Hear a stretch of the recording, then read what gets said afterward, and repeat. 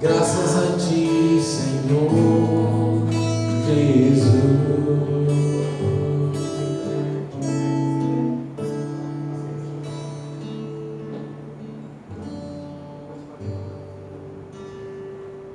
Graças a Deus. Convido a amada igreja a se colocar em pé, em nome do Senhor Jesus. Você que trouxe a palavra de Deus, a espada do Espírito, abra no Evangelho de João, no capítulo 3.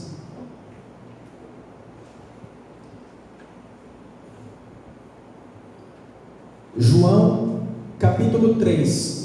Versículos 6 e 7. O tema da palavra: novo nascimento.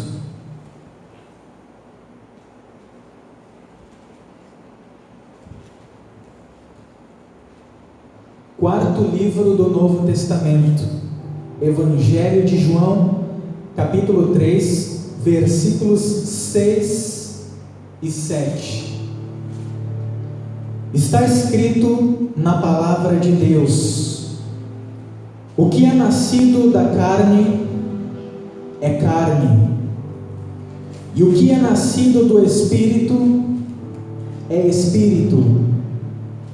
Não te maravilhes de te dizer: necessário vos é nascer de novo. Podei-vos assentar.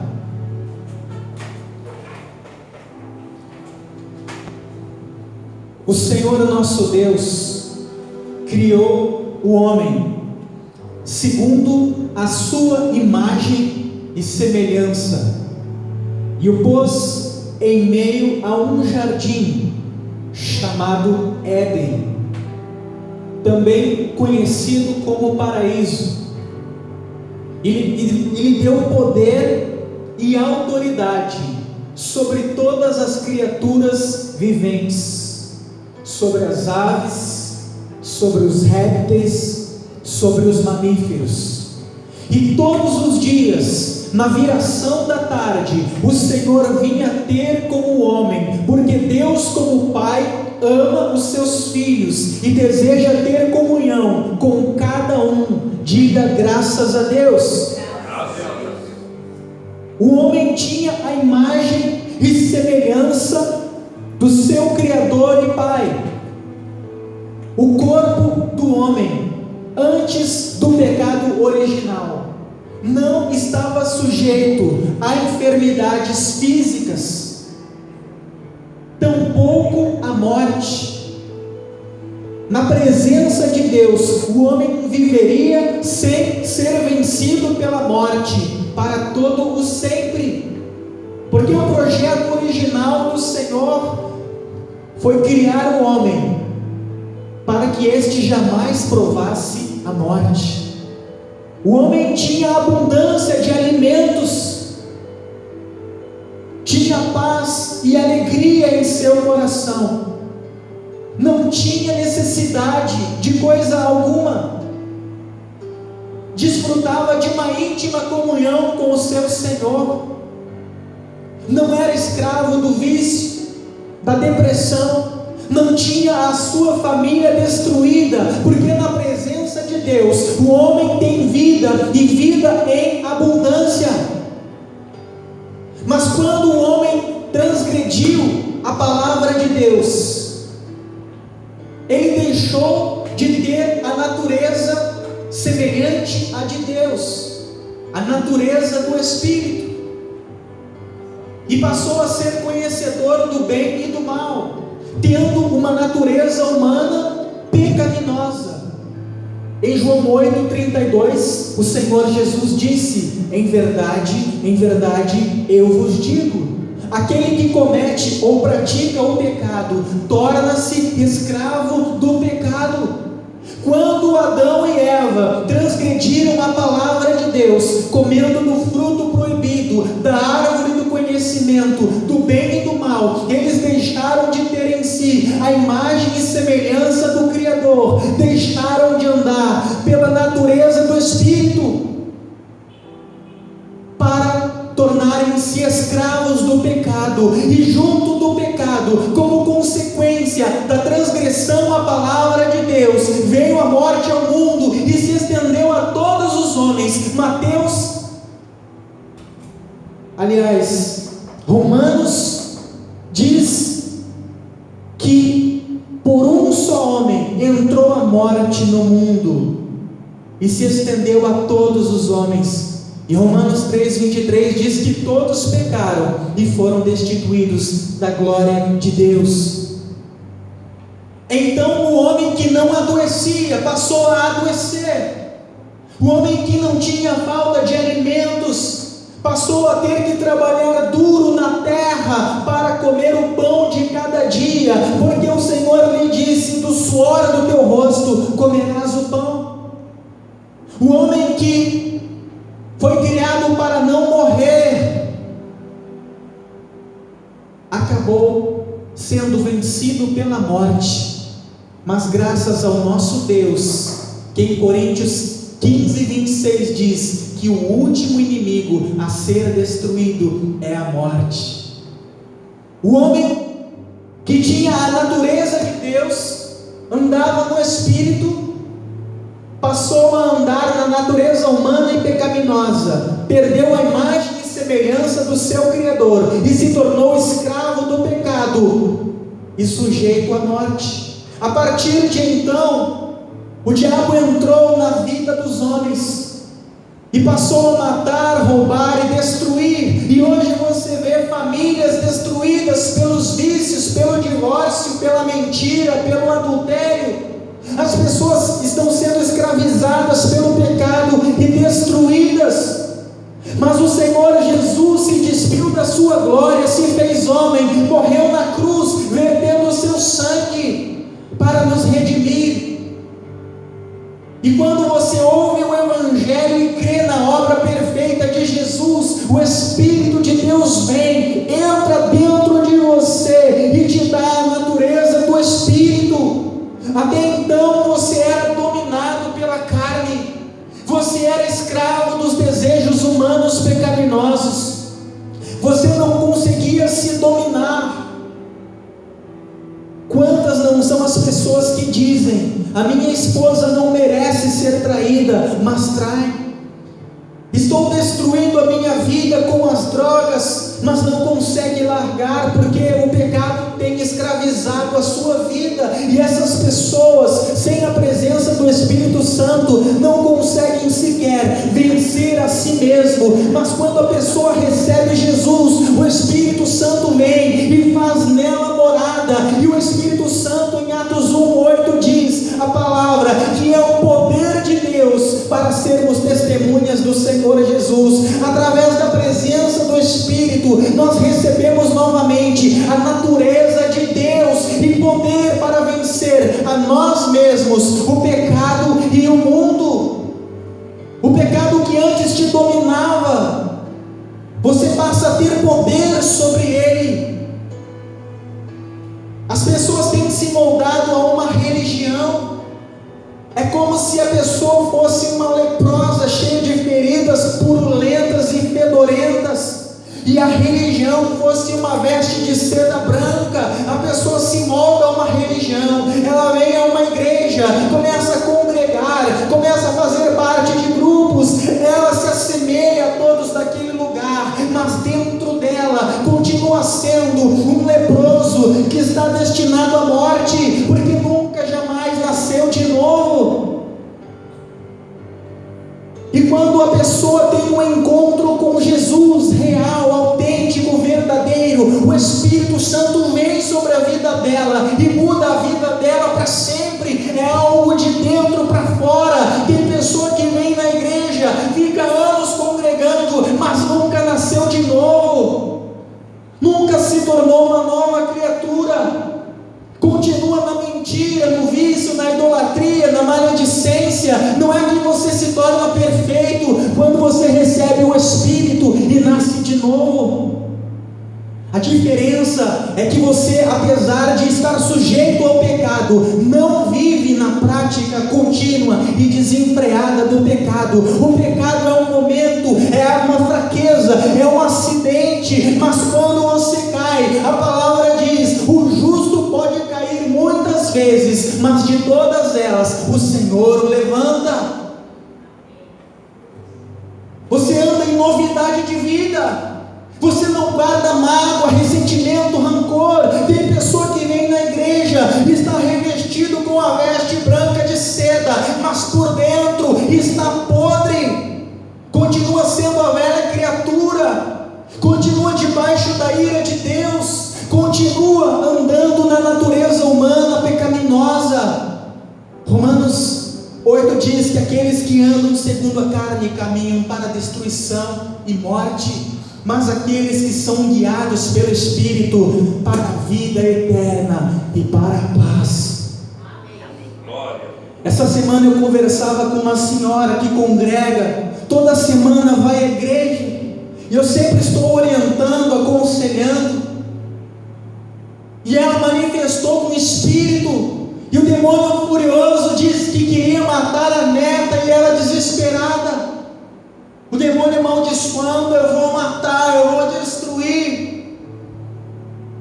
Depois, conversando com ela, eu disse para ela preocupada: o que vai ser da minha neta? Eu disse: não se preocupe com a sua neta. Você pode ter inúmeros problemas, mas o teu maior problema é com Deus, porque se você nessa condição morrer, se você não nascer de novo, você está debaixo da ira de Deus, e você vai ser lançado no inferno. O inferno é real, ele existe, e nesse momento existem centenas de milhares de almas, de pessoas que quando em vida estavam congregando toda semana dentro da igreja, adorando a Deus, cantando hinos de exaltação ao Senhor, muitas no altar ministrando, representando o Senhor, tendo o nome de quem vive, mas estavam mortas, porque aqui era santidade, mas lá fora depravação, mentira, ódio, rancor, ressentimento. Não é que você não vai se irritar, não é que você vai ser perfeito o tempo todo, mas tem pessoa que vive com um coração cheio de mágoa, que vive na prática do pecado. Não é que ela teve um momento de fraqueza, o pecado é um estilo de vida, é algo normal, não é algo que traz tristeza, não é algo que faz ela chorar e lamentar, colocar o rosto no pó da terra e dizer: Senhor, eu pequei, mas eu não aceito ser um hipócrita, me transforma. Eu disse: se você não nascer de novo, você pode ter um infarto, um acidente de trânsito, e se você ir para a eternidade assim, você vai para o inferno. Milhares de pessoas clamando tardiamente, dizendo: meu Deus, me perdoa, tem misericórdia de mim, me dá só mais uma chance. Hoje você está aqui, é a graça de Deus na tua vida, é o Senhor te dando mais uma chance que milhares gostariam de ter e não tem, porque depois que você morre sem Jesus, não há salvação. A escolha já foi feita, a decisão eterna já foi tomada. Milhares clamando no vale dos mortos: Senhor, só mais uma chance. Mas é tarde para eles, mas para você não é tarde. Então olha para a tua vida, analisa a ti mesmo. Você pode enganar o pastor, o teu familiar, os irmãos da igreja, mas Deus sabe quem você é, e você mais do que ninguém sabe como você tem andado. Então verifique se você é nova criatura, se você anda em novidade de vida, ou se você é igual às pessoas desse mundo. Se você é tão somente um religioso, alguém que se vestiu com a veste branca de seda, mas que por dentro está com lepra, analise a si mesmo, se o fruto do Espírito está sendo aperfeiçoado em ti. Eu não estou dizendo que você tem que ser perfeito em todo o tempo. Eu peco, eu tenho momentos de falha, mas eu não vivo na prática do pecado. Quando eu faço algo errado, o Espírito Santo me mostra e eu peço perdão. A minha vida é uma vida de pedir perdão constante, todo dia, todo momento. E eu tenho buscado na palavra, na oração, e é difícil. E às vezes eu vejo ao lado pessoas que não têm nenhum compromisso com Deus. Aí eu penso, meu Deus, se é difícil para quem busca a tua face, imagina para quem vive uma vida à la vontade. Sem sacrifício, sem renúncia, sem doação, sem buscar a tua presença. Então busque o Senhor. Isaías fala, movido pelo Espírito, em Isaías 55, versículo 6: buscai ao Senhor enquanto se pode achar, invocai-o enquanto Ele está perto. Deus está ao teu alcance. Ele não quer tão somente te abençoar, Ele não quer tão somente mudar as coisas exteriores que te cercam, te dar uma boa casa, a cura, restaurar a tua família, mas Ele quer te fazer uma nova criatura e um herdeiro dos céus, alguém que tem a vida eterna. O teu maior problema não são as dívidas, não é a enfermidade, não é o problema familiar ou com aquele colega de trabalho, é com Deus. Porque os problemas desse mundo são momentâneos e passageiros. Às vezes eu fico pensando, eu oro, eu digo, Senhor, milhares de pessoas enganadas dentro das igrejas, pensando que estão salvas, vivendo sem alguma preocupação, e nem sequer percebem que estão caminhando para a eternidade de perdição, que estão indo para o abismo. Porque se você olhar para a vida dela, ela não se parece com Jesus. Não tem uma vida de santidade, de renúncia, de oração, de busca na palavra. Deus não é prioridade na vida dela. Ela anda segundo a sua vontade, segundo a natureza carnal. Tem pessoa que ainda diz, na minha vida quem manda sou eu. Mas aqueles que andam para a vida eterna são guiados pelo Espírito. Jesus disse, não seja feita a minha vontade, mas a tua. Você tem que olhar para si mesmo e pedir, Senhor, coloca em mim a certeza da salvação, que você perca o sono, que você não tenha paz, se você não tiver antes a certeza da salvação. Às vezes eu penso que nós estamos orando errado, nós estamos pedindo a bênção de Deus sobre o povo, quando nós deveríamos antes nos preocupar com a salvação, não pedir paz, mas pedir, Senhor, tira a paz desse povo, para que eles venham buscar a tua presença, enquanto há tempo. Meu irmão, hoje milhares de pessoas acordaram para viver mais um dia, para correr atrás dos seus sonhos, e morreram, e elas sequer imaginaram que teriam um encontro com a morte. Elas pensaram, mais para frente eu me conserto, mais para frente eu paro de ter essa conversa imoral no Messenger, no WhatsApp, eu paro de mandar nudes, de olhar pornografia, de adulterar, de mentir, de falar piadinha imoral no trabalho. Mais para frente eu me converto, mais para frente eu me conserto. E milhares foram chamadas para a eternidade, estavam no vale da decisão, as suas vidas foram ceifadas, a oportunidade que elas tinham cessou, e hoje elas clamam. Jesus disse que no inferno há choro e ranger de dentes, choro, lamento, ranger de dentes.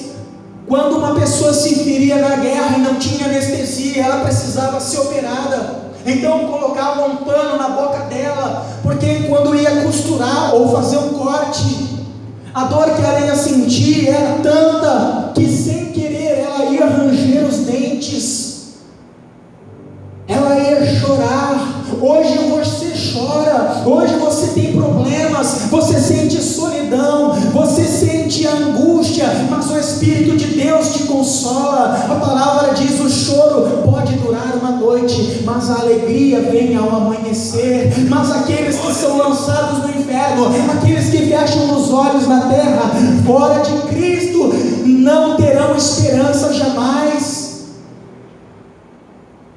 Então coisas eternas e espirituais. Para de se preocupar com as coisas terrenas. Para de se preocupar com o carro, com a casa, com o trabalho, com a promoção. Deus sabe que você precisa de todas estas coisas, mas busca em primeiro lugar o reino de Deus e a sua justiça. Busca em primeiro lugar aquele que pode te dar a vida eterna. Jesus é o Salvador, porque Ele nos salva não da enfermidade, não do problema financeiro, mas Ele nos salva da ira justa de um Deus glorioso e santo. Glória. Na saída de Jerusalém havia um lixão. Tudo que não prestava, tudo que não tinha utilidade, era levada a esse lugar chamado Vale de Rinom. No tempo dos reis de Israel, como por exemplo o rei Manassés, filho do rei Ezequias, de Judá, a parte sul de Israel, aonde ficavam as tribos de Judá e Benjamim, eram oferecidos no Vale de Rinom sacrifícios a um deus dos cananeus, um deus dos amonitas chamado Moloque, que tinha a cabeça de boi e o corpo de homem. Eles pegavam o bebê primogênito e colocavam no altar do deus Moloque.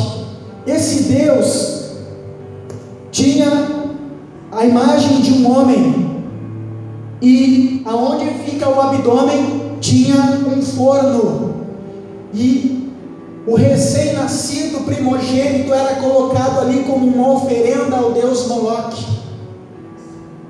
Em troca de ser beneficiado, as pessoas sacrificavam os próprios filhos. Depois esse lugar se tornou o lixão de Jerusalém. Resto de móveis, de comida, de vestes, animais, indigentes, marginais, pessoas tidas por indignas, eram jogadas no Vale de Rinom, no lixão de Jerusalém. E quando Jesus quis alertar as pessoas do perigo do lago de fogo, do Guiena, Jesus usou como exemplo o Vale de Rinom, o lixão de Jerusalém, porque todos conheciam aquele lugar. Quando as pessoas passavam, elas sentiam o fedor do enxofre queimando, porque eles jogavam enxofre, e aquilo queimava de dia e de noite, e o fogo jamais se apagava daquele lugar. Era um cheiro insuportável, era uma visão terrível, lixo por todos os lados, um cheiro que doía as narinas, e por todos os lados corpos de animais e de homens em putrefação, sendo comido por vermes e queimados pelas chamas.